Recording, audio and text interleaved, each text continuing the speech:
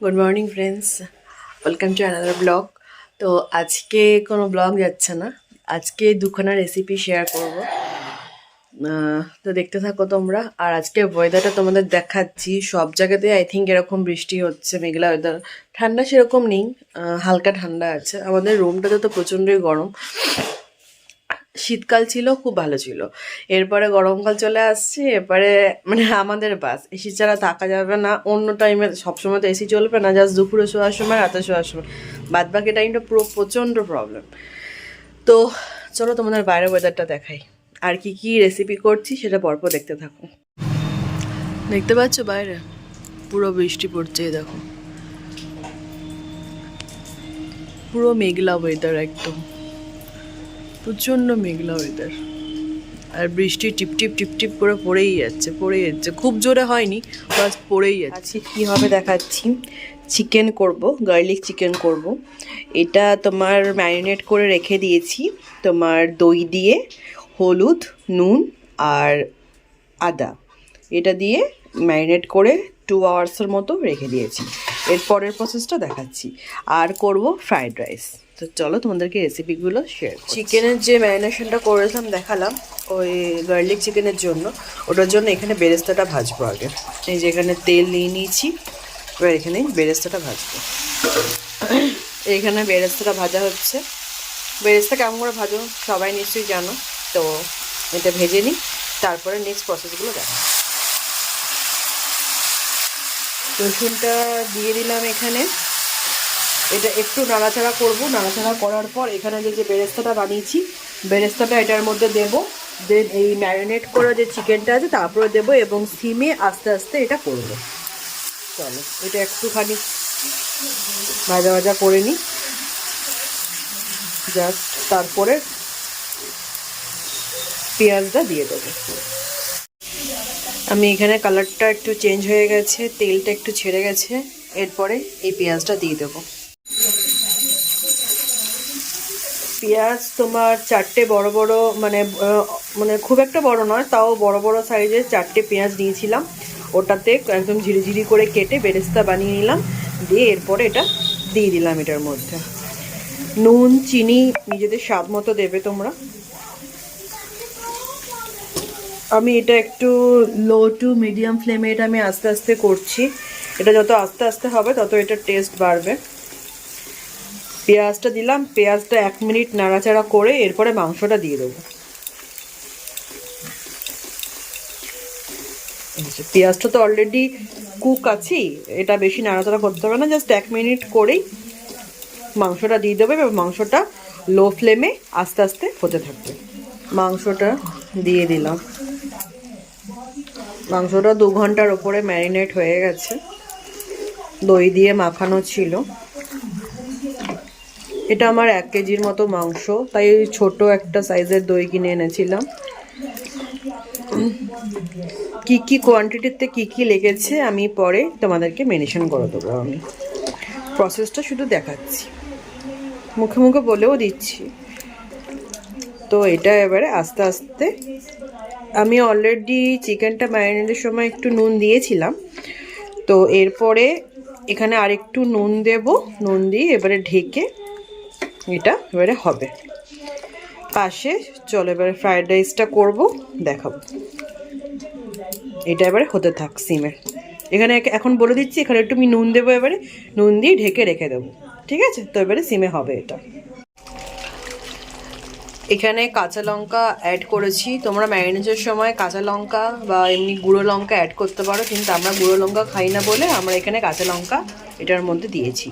ম্যারিনেশনে দিইনি, জাস্ট এটার মধ্যে দিয়েছি। এটার মধ্যে জাস্ট একটু এই কাশ্মীরি মির্চটা এটার মধ্যে দেবো। কি সুন্দর তেল ছেড়ে এসছে, দেখেছো? এবার এটাই এরকমভাবে সিমে হবে। এটাই হচ্ছে আমাদের হোমমেড গার্লিক চিকেন। এটাতে তোমার গ্যাসটা আমি দেখো গ্যাস অফ করে দিয়েছি। দিয়ে এখানে সোয়া সস দিলাম অল্প করে, জাস্ট অল্প করে। আর দাঁড়াও দেখাচ্ছি 1 মিনিট। আর এখানে টমেটো সস দেবো। দাঁড়া 1 মিনিট। এখানে আমি টমেটো কেচাপটা এখানে দিচ্ছি। তো আমি গ্যাস অফ করে দিয়েছি, আগেই দেখালাম। তো টমেটো কেচাপটা দিয়ে এটা একটু নাড়াচাড়া করে নেব।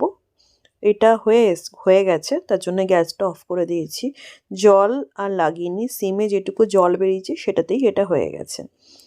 তো ঝালটা মোটামুটি ঠিকই আছে। গুঁড়ো লঙ্কা দিলে হয়তো আরেকটু ঝাল হতো, কিন্তু আমরা গুঁড়ো লঙ্কা খাই না, তাই গুঁড়ো লঙ্কা বদলে কাঁচা লঙ্কা ইউজ করেছি। চিকেনটা খুব সুন্দর সিদ্ধ হয়ে গেছে, কালারটা দেখে বুঝতে পারছো। আর আমরা পরে খেয়েওছি, এটা খুবই টেস্ট হয়েছে। নুন চিনি প্রত্যেকটা মাপই একদম এক্স্যাক্টলি পড়েছে।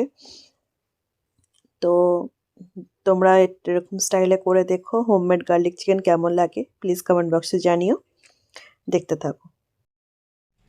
ফ্রায়েড রাইসের জন্য জাস্ট তোমাদেরকে একবার দেখিয়ে দিই। এই দেখো, এরকম একটা মেশিন আছে, এই যে এটা কি ব্র্যান্ডের আমি দেখিয়ে দিচ্ছি, পিজিয়ান ব্র্যান্ডের। এটা বহুদিনের আমি কিনেছি। তো এরকম একটা চপার আছে, ম্যানুয়াল চপার।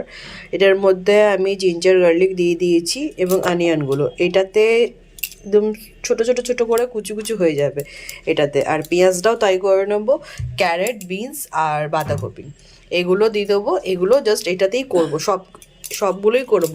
বিনসটা করা আছে, ক্যারেটটা করব, এইটা করব, আর এগুলো করব, আর বাঁধাকপিটা করব এটার মধ্যে। এগুলো করে তারপরে ফ্রাইড রাইসটা করবো।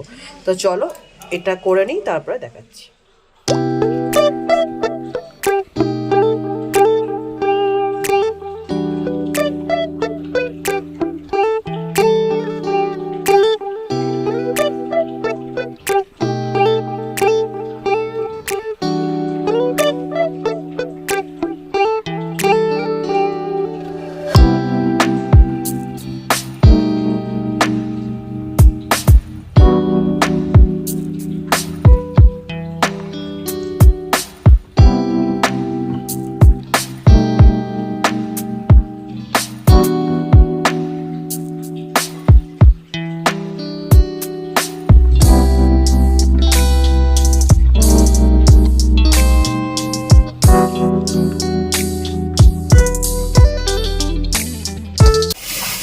চাল এখানে ধোয়া হয়ে গেছে, এগুলো আর ভিজিয়ে রাখিনি। এগুলো ফ্রাইড রাইস করবো তো, আর বিরিয়ানি করলে তো একটু ভিজিয়ে রাখতাম।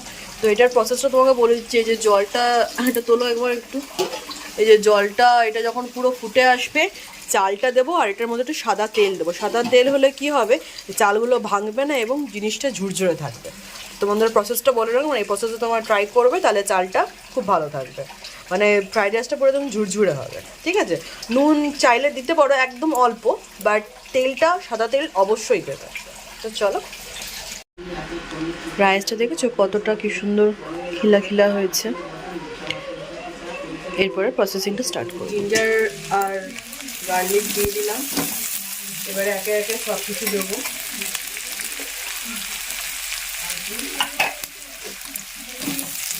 এটা একদম পুরো হাই ফ্লেমে হবে, কোনো টাইম দিয়ে কোনো কিছুকে ভাজার দরকার নেই। দুভাগে করব, তাই দুভাগের জন্য করছি এটা। হাফ হাফ সব দেবো। ক্যারেট দিলাম,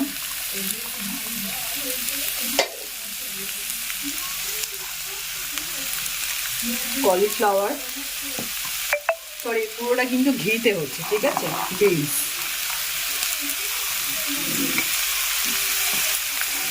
আর এখানে হচ্ছে লঙ্কা।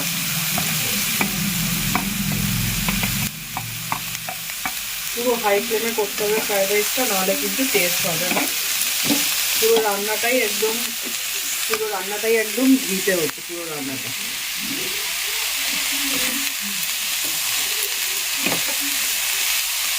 নাড়তে থাকতে হবে, নাড়তে নাড়তে যেমন যেটুকু সিদ্ধ হবে সেটুকুই, ঠিক আছে।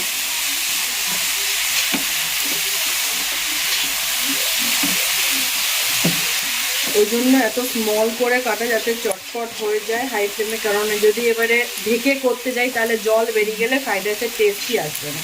ফ্রাইড রাইসের নিয়মই হচ্ছে, চাইনিজের সব আইটেমের নিয়ম হচ্ছে হাই ফ্লেমে করা। তো এটা আমি একটু নাড়াচাড়া করতে করতে সতে করবো 2-3 মিনিট, তারপরে রাইস সসগুলো দেবো। সস দেওয়ার পর রাইস মিক্স করবো। এটা হয়ে এসছে, এরপরে সস মিক্স করবো। নুন, চিনি, সসেস, ঠিক আছে। এখানে স্মল 2 টিস্পুনের নুন দিলাম, এরপরে দেব চিনি, দেবো এরপরে চিনি। দেখতে পাচ্ছি এই স্পুনের 1, 2, 3, 4, 5, 6, 7, 8। অ্যাকচুয়ালি একটু নুনটা একটু মিষ্টি, ঠিক আছে। এগুলো নাড়াচাড়া করবো, এরপরে সসেস অ্যাড করবো। এটা হয়ে গেছে।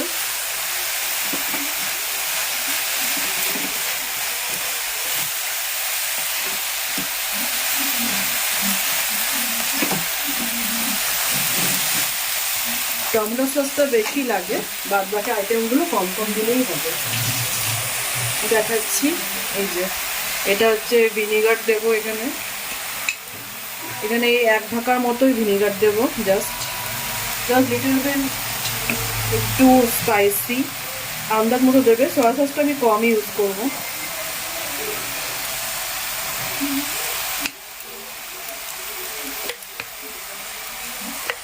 সয়া সস দিলাম, এরপরে দেবো টমেটো কেচাপ। টমেটো কেচাপটা এখানে একটু বেশি লাগবে।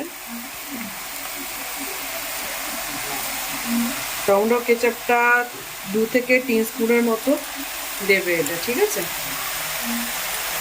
তারপরে গোলমরিচের গুঁড়ো,